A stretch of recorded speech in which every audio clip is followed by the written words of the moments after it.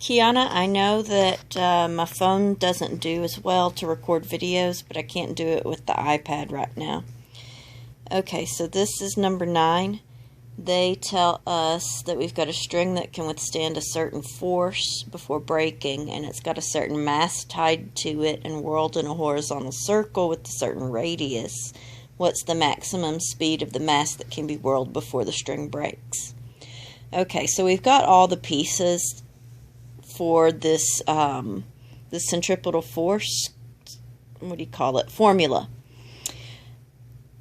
in which we could plug everything in and then look for velocity. And the reason that we're going to do that is because, yeah, they're talking about a string, so that might make you think of tension, but they're talking about the string breaking, and if it's at the point where it, like before it breaks, then that tension force is going to be the same as the centripetal force. So I labeled this centripetal force. Okay, so we plug in all our numbers.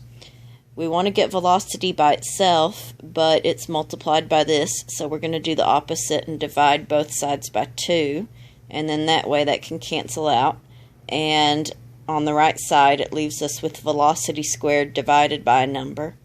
We want to get rid of that number. The opposite of division is multiplication, so we'll multiply both sides by the 1.10. And then that cancels the 1.10 out, and it leaves us with velocity squared.